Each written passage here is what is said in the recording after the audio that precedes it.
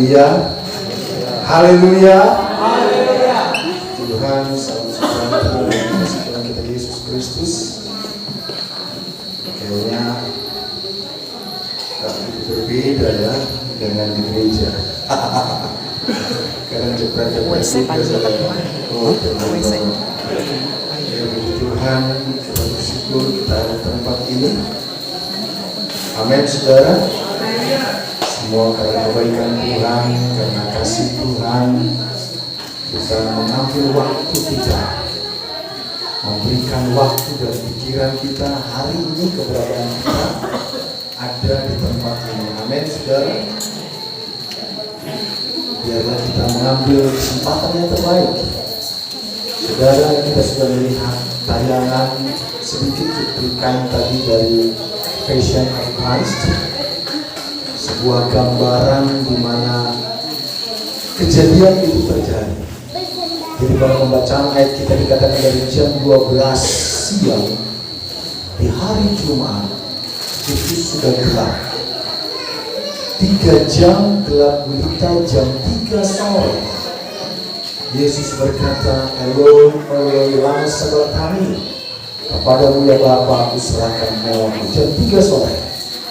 Saudara, seyogianya itu pergantian hari dari jam 6 sore di zaman itu. Tapi khusus di hari itu, karena sudah gelap dari jam 12 sampai jam 6 sore sampai selanjutnya, diperkirakan hari sudah berganti di jam 12 siang. Dan sejarah Romawi mencatat bahwa terjadi gempa bumi yang dahsyat sampai retak Bukit Golgota, sampai ke lereng ke Bait Allah itu terbelah 2 karena gempa yang besar itu. Dan itu benar-benar terjadi, tercatat dalam sejarah kerajaan Roma waktu itu, saudara. Jadi apa yang terjadi waktu itu benar-benar terjadi. Hari ini kita ibadah dari jam 3 sore, saudara, kita mulai masuk dalam hadirat Tuhan.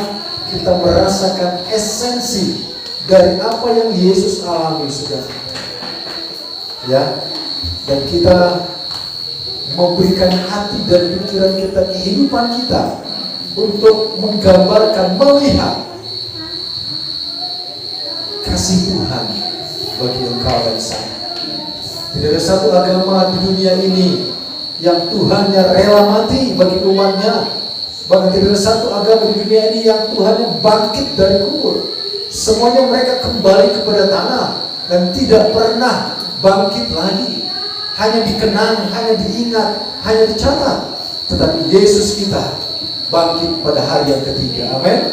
Hari ini kita memperingati kematian, di mana Yesus menjadi domba Paskah disembelih untuk engkau dan saya. Mari kita perhatikan tema kita dalam Injil Yohanes pasal 15 ayat 12, saudara. Injil Yohanes pasal 15 ayat 12, sebuah rentetan kejadian, saudara. Sebuah rentetan apa yang terjadi pada waktu itu, saat Yesus pada detik-detik, momen-momen terakhir bersama dengan murid-muridnya. Mulai dari mereka ayat pasal sebelumnya, mereka ada dalam perjamuan asa yang kudus, perjamuan terakhir semeja sehidangan. Di situ Yesus banyak berbicara tentang apa yang akan terjadi dalam waktu ke depan. Ini masih rentetan, saudara. Sampai Yesus berjalan melihat pokok anggur, sampai Yesus ke taman Getsemane, saudara. Sampai pada penangkapan, pengkhianatan oleh Yudas. Dan ini sebuah rentetan dalam Injil Yohanes. Mari kita perhatikan dalam Injil Yohanes 15 ayat 12 menjadi tema kita, saudara. Kita perhatikan firman Tuhan berkata dalam Injil Yohanes pasal 15 ayat 12, inilah perintahku, yaitu supaya kamu saling mengasihi seperti aku telah mengasihi kamu. Amin, saudara. Ini tema kita, to love like Jesus, mengasihi seperti Yesus, cara Yesus mengasihi. Kita banyak berbicara kepada saudara kita, mungkin kau suami istri, Mungkin dengan anak, dengan abang dan adik, dengan keluarga, dengan teman-teman jemaat Tuhan. Kita mengasihi mereka tapi dengan cara kita. Kita melihat bagaimana Yesus mengasihi dengan cara yang Yesus mau. Amin. Kita mengingat bagaimana di saat Yesus berbicara kepada Petrus, Petrus, gembala, apakah engkau mengasihi aku? Petrus katakan, ya Tuhan, aku mengasihi engkau. Tetapi di mata Petrus, kasih yang Petrus mau beri adalah kasih phileo, kasih persahabatan. Tetapi ayat ini sama dengan ayat itu, ditulis dengan kata agapao, agape, saudara, yang berarti kasih yang berbeda, bukan kasih persahabatan, tetapi kasih sampai rela mati.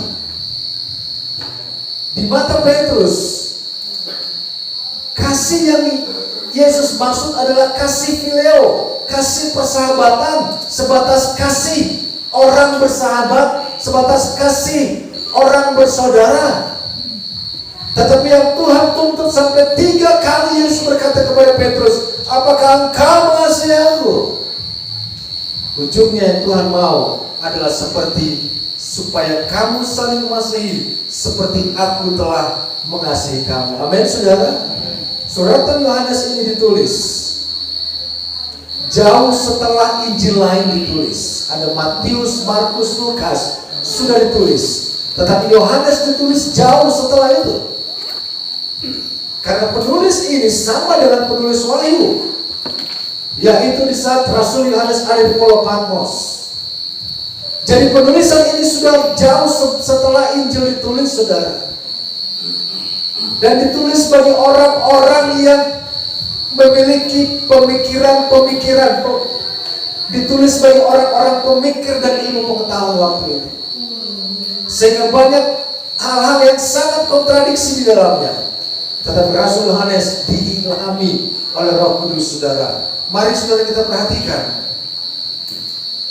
Inilah perintahku supaya kamu saling mengasihi seperti aku telah mengasihi kamu.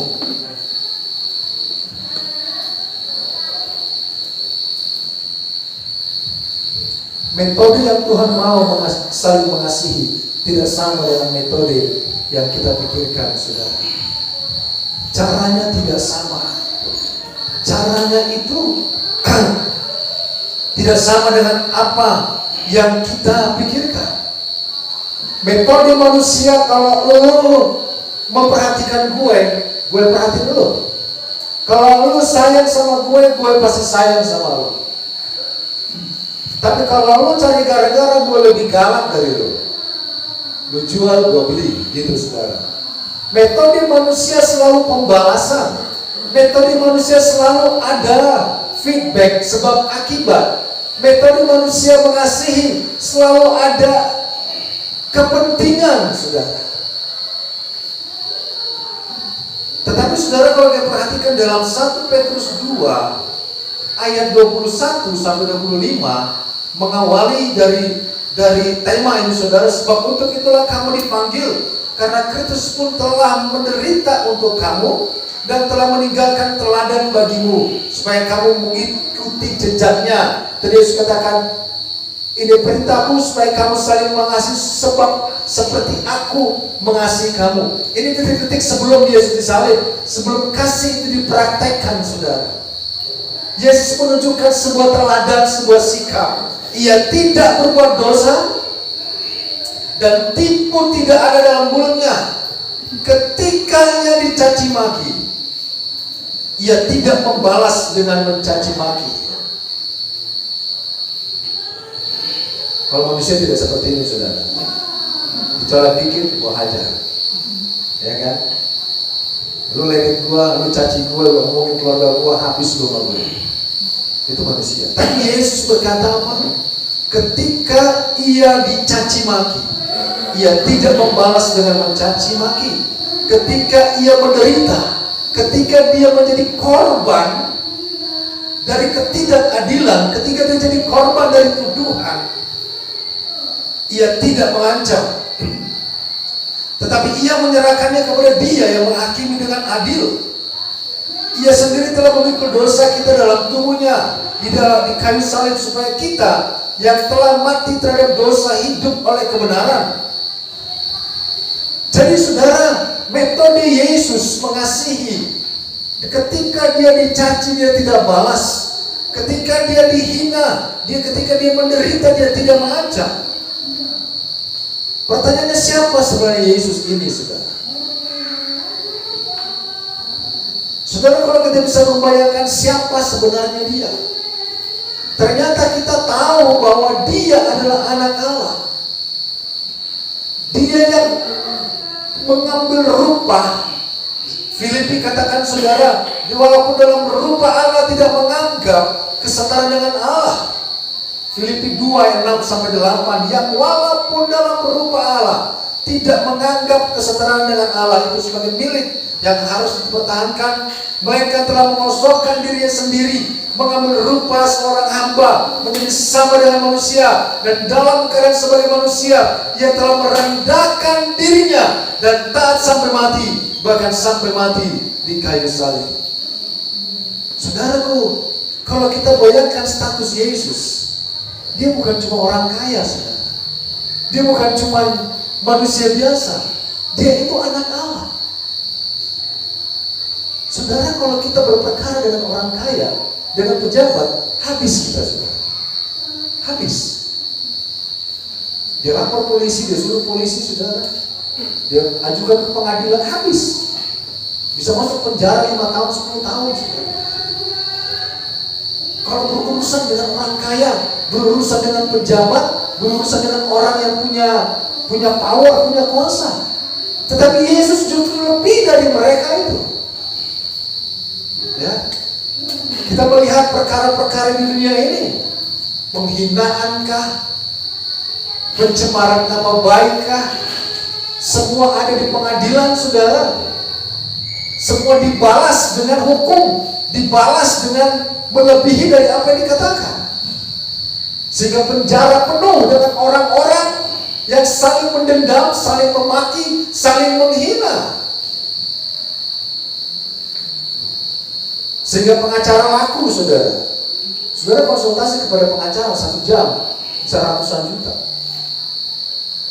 Hanya karena orang menghina orang kaya, hanya karena orang menghina pejabat, hanya karena orang menghina orang berpower, saudara. Tapi pernahkah kita bayangkan Yesus lebih dari mereka? Amin. Yesus lebih dari manusia siapapun di bumi ini. Inilah kasih yang Yesus sudah tunjukkan. Ketika dia dimaki, dicaci, dia tidak membalas. Berapa banyak manusia mempenjarakan manusia? Berapa banyak saudara bersaudara, abang adik masukkan keluarganya ke penjara karena dihina, dicaci, dimaki, saudara. Karena diberikan kata-kata pencemaran nama baik. Berapa banyak saudara bersaudara, saudara bertemu di pengadilan. Bahkan maaf, saudara, berapa banyak pendeta dan pendeta bertemu di pengadilan, saudara. Hanya karena sakit hati, hanya karena gak terima, dia mau gue. Pencemaran nama baik. Yesus anak Allah loh. Yesus yang punya langit dan bumi loh. Dia dihina, dicaci, gak balas, saudara, dan menyerahkan kepada dia yang berwenang.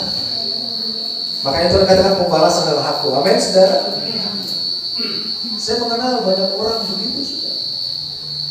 Keluarganya, hartanya habis hanya untuk memasukkan saudaranya ke penjara. Bahkan hamba Tuhan, saudara. Saya pernah khotbah di wilayah, saudara, ketika Rasul Paulus bicara tentang perkaraku, ternyata Rasul Paulus berperkara. Rasul Paulus masuk pengadilan, tetapi bukan karena hubungan ribut, saudara, tapi karena apa? Karena dia memberitakan firman. Dia dipenjara karena memberitakan firman, bukan dipenjara karena pencemaran nama baik, bukan dipenjara karena rebut kekuasaan, bukan dipenjara karena rebut kedudukan, bukan dipenjara karena rebut jabatan, saudara. Apalagi jabatan gereja. Dipenjarakan temannya pendeta. Ngeri, saudara, zaman sekarang. Para pendeta. Ini Yesus, amin, saudara. Mari kita masuk ke dalam topiknya. Saudaraku, metode yang Yesus mau, seperti aku mengasihi engkau. Berarti ada yang salah selama ini, saudara, bahwa cara manusia mengasihi manusia. Kenapa Yesus katakan hendaklah kamu saling mengasihi? Inilah perintahku. This is my commandment. Terlepas ribuan tahun mereka bicara tentang Taurat, tapi Yesus berkata sebelum dia disalib, sebelum dia dihianati, sebelum dia harus menderita, dia katakan inilah perintahku supaya kamu saling mengasihi seperti aku mengasihi kamu. Jadi ada bentuk yang berbeda, saudara. Ya, kita mendengar banyak berita. Kalau orang mengasihi, apalagi pemuka agama, saya mengasihi kamu. Dia lihat saya mengasihi kamu. Tolong ceraikan istrimu supaya kawin sama istrimu. Kasih mereka begitu, saudara. Bukan begitu maksudnya. Mari kita perhatikan. Pertama, Yesus sudah mengasihi kita ketika kita masih berdosa. Amin. Ketika kita belum kenal Tuhan, ketika kita masih di jalan, saudara, ketika kita masih pukul orang, ketika kita masih gampar orang, ketika kita masih menghina orang, ketika kita gak mengerti dan gak peduli kebenaran, ketika kita masih belum mau ikut ibadah, ketika kita masih menganggap orang lain itu sampah, ketika kita menganggap orang lain itu adalah orang yang paling patut direndahkan, Yesus sudah mengasihi kita jauh sebelum kita tahu kebenaran. Kita lihat dalam Roma pasal 5. Kalau pakai ini saudara batuk kedengeran. Jangan tutup, saudara. Roma pasal 5 ayat 6 sampai 8. Roma pasal 5 ayat 6 sampai 8. Karena waktu kita masih lemah, masih emosi, masih pentol korek, saudara, Kristus telah mati untuk orang-orang durhaka. Bukan cuma lemah tapi durhaka, dianggap durhaka pada waktu yang ditentukan oleh Allah. Di mata Tuhan, orang-orang yang membalas kejahatan dengan kejahatan adalah satu kedurhakaan. Di mata Tuhan, ketika saudara menghina saudaranya adalah suatu kedurhakaan. Di mata Tuhan, ketika mereka berjemaat, apalagi hamba-hamba Tuhan, kalau mereka membenci saudaranya adalah sebuah bentuk kedurhakaan. Kenapa?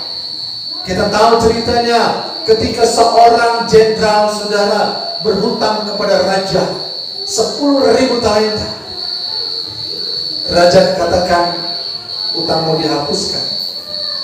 Tapi ketika dia berjalan bertemu dengan saudaranya, anak buahnya, dia gampar, saudara. Padahal utangnya sedikit, cuma 1.000 talenta. Dia gampar, dia habisin, dia masukkan ke penjara. Itu bentuk kedurhakaan. Kita sudah menerima pengampunan dari Tuhan. Jika kita masih menyimpan dendam, ketika kita masih menyimpan sakit hati, ketika kita masih menyimpan kepada siapapun itu, di mata Tuhan itu bentuk kedurhakaan. Lanjut, sebab tidak mudah seorang mau mati untuk orang benar, tetapi mungkin untuk orang yang baik ada orang yang berani mati. Akan tetapi Allah menunjukkan kasih-Nya kepada kita oleh karena Kristus telah mati untuk kita ketika kita masih berdosa. Ketika kita masih berdosa, ketika kita masih belum mau kenal Tuhan, ketika kita masih egosentris, ketika kita masih mementingkan diri sendiri, Allah melihat dari tempat yang maha tinggi. Dia melihat apa yang kau lakukan, Dia melihat apa yang kau kerjakan, Dia melihat isi hatimu, Dia melihat dendammu, Dia melihat amarahmu, saudara. Tetapi Tuhan katakan, aku mengasihi dia. Amin. Jadi ketika kita masih berdosa, ketika kita masih mempertahankan dosa itu, saudara, Allah sudah mengasihi kita. Jadi metode yang Yesus sampaikan, saudara, Hendaklah kau saling mengasihi, ialah perintahku supaya kau saling mengasihi sama seperti aku mengasihi engkau. Caranya sama seperti aku mengasihi engkau, sama seperti Yesus. Kita sudah mengasihi orang lain, sekalipun kita tahu orang lain itu masih berdosa kepada kita. Ketika kita manusia berdosa kepada Allah, ketika kita manusia berontak kepada Tuhan, ketika kita manusia durhaka kepada Tuhan. Kita dengar firman Tuhan waktu yang lalu, apa itu kedurhakaan? Ketika kita tidak mau bersyukur kepada Tuhan. 10 orang kusta saudara disembuhkan, yang 1 kembali, yang 9 saudara dia tidak kembali bersyukur. Di mata Tuhan itu durhaka. Kita tahu saudara, 6 hari Allah menciptakan langit dan bumi. Hari ke-7 Allah siapkan waktu untuk bertemu engkau dan saya. Amin. Allah siapkan waktu sehari penuh. Mari aku siapkan waktu. Allah beristirahat. Allah tidak bekerja. Allah tidak melakukan apa-apa. Allah hanya beristirahat. Dan di hari itu dia mau bertemu engkau dan saya. Tapi orang yang tidak mau bertemu Tuhan di hari itu, di mata Tuhan adalah orang durhaka. Sehingga saudaraku, ketika Yesus katakan sama seperti aku mengasihi engkau, ketika orang masih durhaka kepada kita, ketika orang masih durhaka kepada kita, ketika orang masih membenci kita, ketika orang masih menyerang kita, ketika orang masih dendam kepada kita, firman Tuhan katakan menurut maksud Yesus, kita harus tetap sudah mengasihi dia. Amin. Karena kita tidak tahu kapan orang durhaka kepada kita. Karena kita tidak tahu kapan orang membenci kita. Karena kita tidak tahu kapan orang ngomongin kita. Karena kita tidak tahu kapan orang dendam kepada kita. Karena kita tidak tahu kapan orang ngomongin kita, saudara. Tetapi sekalipun itu terjadi, kita tetap mengasihi dia. Amin. Sekalipun kita tidak tahu. Itu yang Tuhan maksud, saudara. Dan tidak ada orang di dunia ini seperti itu. Itu yang Yesus mau. Seperti aku mengasihi engkau, the way I love you. Seperti cara Yesus mengasihi, saudara. Lanjut, saudara. Bahkan Yesus pun mengasihi orang, mereka yang menyalibkan dia. Kita perhatikan dalam Injil Matius 27. Injil Matius pasal 27 ayat 22 sampai 26. Injil Matius pasal 27 ayat 22 sampai 26. Kata Pilatus kepada mereka, jika begitu apakah yang harus kuperbuat dengan Yesus yang disebut Kristus? Mereka semua berseru, ia harus disalibkan. Katanya, tetapi kejahatan apakah yang telah dilakukannya? Namun mereka makin keras berteriak, ia harus disalibkan. Makin keras. Pilatus itu, saudara, gubernur jenderal yang ditempatkan Roma, karena waktu itu Yerusalem di bawah jajahan Roma. Pilatus memegang otoritas tertinggi waktu itu. Ada keributan di antara umat Yahudi, orang Yahudi. Dan hari itu adalah sebuah hari khusus di mana seorang penjahat harus dibebaskan, menjadi etika tradisi pada zaman itu. Pilatus menyerahkan kepada orang-orang, kepada umat Israel, menyerahkan kepada mereka siapa yang harus dibebaskan. Pilatus tawarkan penjahat kakap Barnabas. Pilatus tawarkan apakah Yesus yang dibebaskan, apakah penjahat ini. Tetapi mereka katakan Yesus harus disalibkan. Yesus harus digantung karena dia sudah menghina hukum Taurat menurut mereka waktu itu. Ketika Pilatus melihat bahwa segala usaha akan sia-sia, malah sudah mulai timbul kekacauan, mereka mulai ribut, saudara. Yang mengambil air dan membasuh tangannya di hadapan orang banyak berkata, aku tidak bersalah terhadap darah orang ini. Itu urusan kamu sendiri. Dan lihat jawaban rakyat. Dan seluruh rakyat itu menjawab, biarlah darahnya ditanggungkan atas kami dan atas anak-anak kami. Lalu mereka membebaskan Barabas bagi mereka. Tetapi Yesus disesah, itu disiksa, saudara. Mulai penyiksaan terjadi malam itu, lalu diserahkannya untuk disalibkan. Saudaraku, kembali lagi, dikala kita, Tuhan katakan di mata Tuhan, orang yang tidak menghargai kasih karunia Tuhan adalah orang yang durhaka. Orang-orang ini berkata, biarlah darahnya ditanggungkan atas kami dan atas anak-anak kami. Saudara, ngeri. Ada banyak orang tidak mengampuni orang lain. Ada banyak orang tidak mau saudara berdamai dengan orang lain. Ada banyak orang tidak mau mengasihi orang lain. Bahkan dia rela darah itu, dia rela akibat itu ditanggungkan kepada dia dan keturunannya. Saudara, banyak kita tidak menyadari dosa yang kita lakukan tidak mungkin diterima oleh saudara kita. Dosa yang kita lakukan tidak mungkin diterima oleh tetangga kita. Dosa yang kita lakukan tidak mungkin diterima oleh teman sekantor kita. Dosa yang kita lakukan akan diterima oleh anak kita. Dan Tuhan akan izinkan kita melihat itu terjadi. Jadi apa yang dilakukan, darahnya ditanggungkan, saudara. Darahnya ditanggungkan. Kedurhakaan itu, pengkhianatan itu. Orang yang tidak mau beribadah itu orang yang tidak mau bersyukur kepada Tuhan. Orang yang tidak mau bersahabat dengan Tuhan, saudara. Orang yang tidak mau menunjukkan kasihnya kepada Tuhan.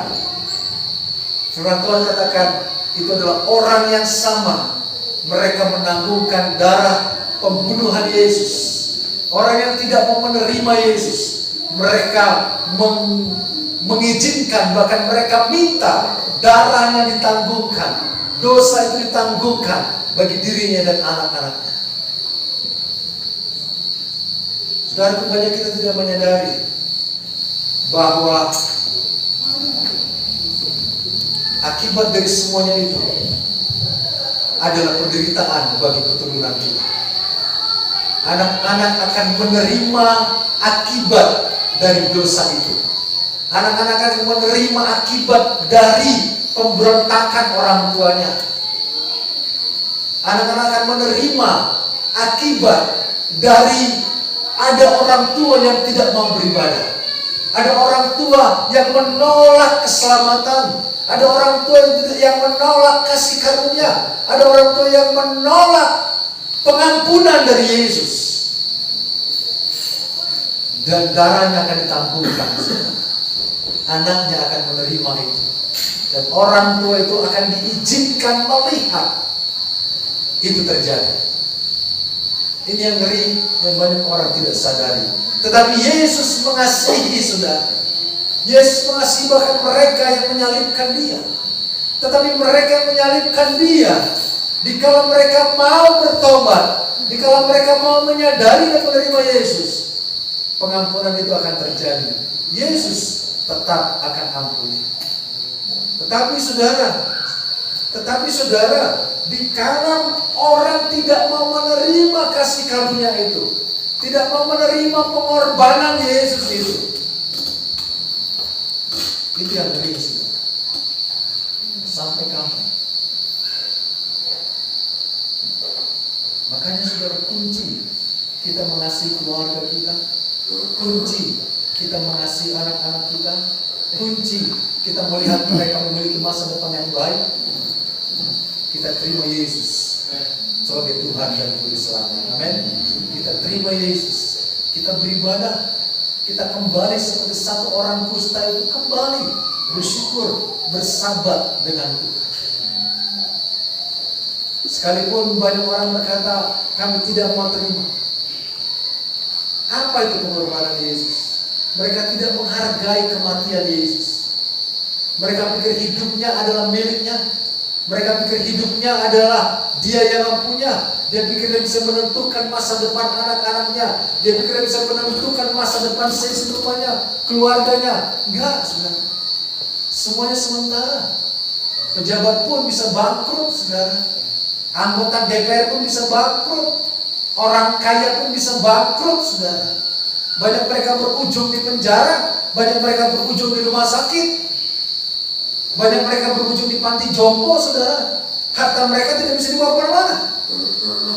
Penderitaan dan penderitaan, saudara tuh. Firman Tuhan katakan 70. Kalau 80 itu bonus. Setelah itu penderitaan, saudara. Apa yang mau dikejar? Sekalipun mereka orang kaya, sekalipun mereka orang berpengaruh. Apalagi orang kere, saudara. Malah banyak zaman sekarang orang kere gak mau beribadah. Orang kere gak mau, saudara, datang kepada Tuhan. Aneh, saudara. Bahkan mereka tidak mau menghormati kehadiran Tuhan, tidak mau menghormati pengorbanan Yesus yang sudah mati baginya dan bagi seisi rumahnya. Saudaraku, metode Yesus mengasihi, dia tetap mengasihi mereka yang menyalibkan dia. Dia tetap mengampuni mereka yang menyalibkan dia. Saudara melihat film itu kebenciannya. Bagaimana orang-orang dengan kebencian salibkan dia. Kill him, crucify him. Bunuh dia dengan kebencian, saudara. Bahkan memakunya pun dengan kebencian. Dengan kebencian yang luar biasa. Yesaya 53, 6-10 dikatakan, saudara, kita sekalian sesat seperti domba. Masing-masing kita mengambil jalannya sendiri. Tetapi Tuhan telah menimpakan kepada kejahatan kita sekalian. Dia dianiaya. Tetapi apa, saudara? Ia membiarkan diri ditindas dan tidak membuka mulutnya. Seperti anak domba yang dibawa ke pembantaian. Seperti induk domba yang keluh di depan orang-orang yang menggunting bulunya. Ia tidak membuka mulutnya. Kembali lagi, saudara, metode kasih Yesus. Dikala dia harus ditindas, dikala harus dia dianiaya, dia tidak membuka mulutnya. Dia gak suka ngomongin orang. Ada orang ngomongin orang gak dicolek. Dia itu gak dicolek, tapi ngomongin orang, saudara. Apalagi dia dicolek, lebih lagi, ngeri lagi. Gak dicolek aja dia ngomongin, apalagi dicolek, saudara. Tapi Yesus dikatakan apa? Dia dianiaya tetapi dia membiarkan diri ditindas dan tidak membuka mulutnya. Seperti anak domba yang dibawa ke pembantaian, seperti induk domba yang keluh di depan orang-orang yang menggunting bulunya. Ia tidak membuka mulutnya. Dia bungkam, dia biarkan itu terjadi. Itu metode kasih Tuhan. Dia tidak balas, dia diam. Dia terima itu semua. Tetapi karena dia tahu ada Allah menjadi hakim yang adil. Amin, saudara.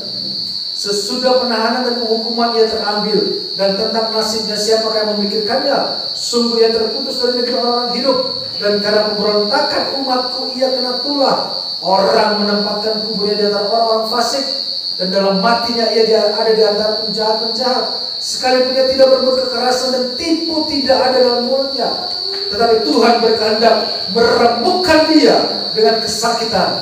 Apabila dia menyerahkan dirinya sebagai korban dan penebus salah, dia akan melihat keturunannya, umurnya akan lanjut, dan kehendak Tuhan akan terlaksana olehnya. Amin, saudara. Tuhan berkehendak meremukkan dia dengan kesakitan. Apabila dia menyerahkan dirinya sebagai korban penebus salah, Allah berkehendak meremukkan dia. Ini kasih Yesus. Sebuah penderitaan yang dia terima untuk menyelamatkan orang-orang yang percaya, untuk menyelamatkan engkau dan saya dari murka Allah, untuk menyelamatkan kita dari segala bentuk kedurhakaan. Dia tidak membalas, dia diam, dia bungkam, saudara.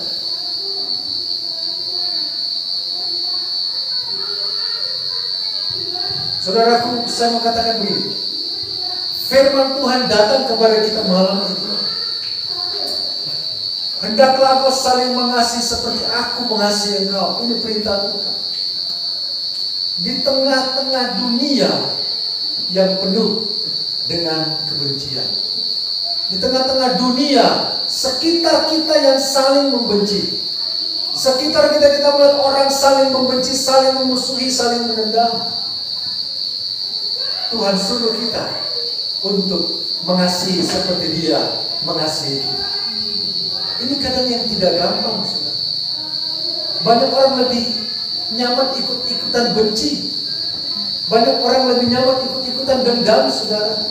Banyak orang lebih nyaman ngegeng. Kalau si A membenci si B, karena kita teman, ya udah gue ikut benci dia. Kalau si A berteman sama si B, melihat orang lain, karena si B ini ngomongin si C, si A bilang ya udah gue ikut lu ngomongin dia. Ini cara dunia, saudara. Di tengah-tengah sirkulasi rantai kebencian, rantai orang ngomongin orang, saudara. Tuhan suruh kita mengasihi seperti Dia mengasihi kita. Dunia ini sudah rusak dengan kebencian. Mulai dari umat Tuhan, hamba Tuhan, politik, semuanya sudah diracuni dengan kebencian. Wahyu berkata bahwa iblis sudah menyuntikkan absintus, cairan kebencian, sehingga orang gampang benci sama orang lain, sehingga orang gampang ngomongin orang lain, sehingga orang gampang merendahkan orang lain. Sudah kehilangan kasih, sudah kehilangan kepedulian, saudara. Tapi Tuhan menyuruh kita mengasihi seperti Tuhan mengasihi kita. Amin. Dia memberikan teladan bagi kita. Dia memberikan satu cara yang Tuhan sudah tetapkan. Hal itu disampaikan kepada Yesus, oleh Yesus kepada murid-muridnya. Setelah itu mereka berjalan ke Getsemane. Setelah di Getsemane, Yesus ditangkap, masuk pengadilan, masuk penganiayaan, nggak tidur seminggu, saudara. Sudah mulai menderita, sudah mulai disesak di penjara, sudah mulai dicambuk di penjara, saudara. Sampai ujungnya kayu salib sebagai bentuk hukuman tertinggi di zaman itu bagi orang-orang penjahat dan orang-orang murtad. Kita tidak bisa membayangkan, saudara. Saya mau katakan begini. Sekali lagi, tidak ada orang yang mau menderita bagi engkau dari sana. Kalau saudara pergi ibadah mungkin di gereja-gereja besar, apakah mereka, pendeta-pendeta itu mau menderita bagi engkau? Yang ada mereka nggak mau kenal. Betul? Nggak mau kenal. Om, itu jemaat itu meninggal suaminya. Oh, nggak kenal. Mungkin simpatisan, ya. Kenal aja nggak mau, saudara. Apalagi menderita seperti Yesus.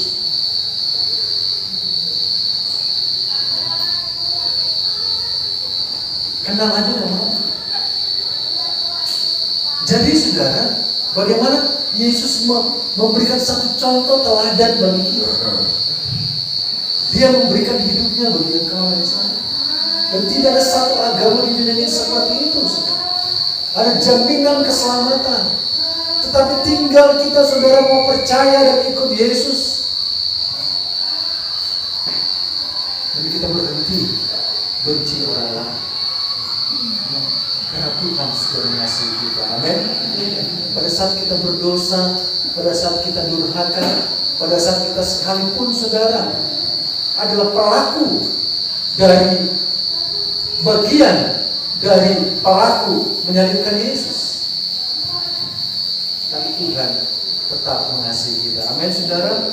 Lanjut yang terakhir, Yesus mengasihi kita dengan kasih yang kekal. Bukan kasih sementara, bukan kasih sebentar, bukan kasih untuk waktu tertentu, saudara. Mari kita perhatikan dalam Yeremia pasal 31 sebagai ayat terakhir. Yeremia pasal 31 ayat 3. Dari jauh Tuhan menampakkan diri kepadanya, aku mengasihi engkau dengan kasih yang kekal. Sebab itu aku melanjutkan kasih setiaku kepadamu. Amin, saudara. Tuhan mengasihi kita dengan kasih yang kekal. Kasih manusia sementara, kasih orang lain terbatas, kasih mereka bersyarat, kasih mereka adalah kasih hanya persahabatan yang tidak memiliki esensi yang benar. Tetapi kasih Tuhan adalah kasih yang kekal. Amin. Makanya cukup aneh orang tinggalkan Tuhan karena sahabat. Cukup aneh orang tidak ibadah karena sebuah acara dengan tetangga. Cukup aneh kan orang tinggalkan ibadah karena dia berkumpul dengan teman-temannya. Sementara dia tahu kasih yang manusia berikan adalah kasih yang sangat sementara. Tapi kasih yang Tuhan berikan adalah kasih yang kekal. Amin. Kasih Tuhan bukan hanya saat sekarang kita ada di dunia ini, juga itu sampai kita nanti di sorga. Ada banyak ayat menjelaskan supaya di mana aku berada, engkau berada. Yesus katakan, aku menyiapkan tempat bagimu. Tuhan pun mau bersama dengan kita, bukan hanya di dunia ini, tapi juga ketika kita nanti ada di sorga. Amin, saudara. Tuhan berikan kepada kita kasih yang kekal, kasih yang tidak ada batas. Ini firman Tuhan. Tuhan katakan, hendaklah ini perintah yang kuberikan kepadamu, perintah untuk saling mengasihi. Saudara, zaman sekarang saya mau katakan, kasih itu bukan lagi dirasakan, tapi kasih itu dilaksanakan. Amin, saudara. Perintah itu perintah mengasihi. Karena kita berpikir, sudah gak ada rasa aku sama dia, sudah gak ada rasa aku sama saudaraku, sudah gak ada rasa, sudah mati rasa aku sama keluargaku, sudah mati rasa aku sama suami dan istri, sudah gak ada rasa. Saudaraku, kasih itu bukan lagi dirasakan. Kenapa Yesus katakan ini perintahku? Karena kasih itu harus dilaksanakan. Amin. Yesus melaksanakan itu sampai titik darah penghabisan. Yesus melaksanakan itu. Sekalipun dia melihat orang membenci dia, sekalipun dia melihat orang menghina dia, sekalipun dia melihat ada paku, ada palu datang. Saudara tahu kenapa Yesus ditusuk, saudara? Itu untuk memastikan dia sudah tidak bernyawa. Jadi etikanya, saudara, pada saat disalib itu, dia harus ditombak rusuknya, supaya tahu dia masih hidup atau sudah mati. Harus ditusuk. Pada saat ditusuk, sudah bukan cuma darah, air juga yang keluar. Oh, itu dia sudah mati. Kasih bukan lagi bicara perasaan, saudara. Orang berpikir, gue udah punya rasa kasih sama makhluk gue udah punya rasa kasih sama gue udah punya rasa kasih sama keluarga gue udah punya rasa kasih sama dia. Tidak. Kasih bukan untuk dirasakan, tapi untuk dilaksanakan. Amin. Nah, ini perintah harus dilaksanakan. Mari kita berdiri, saudara.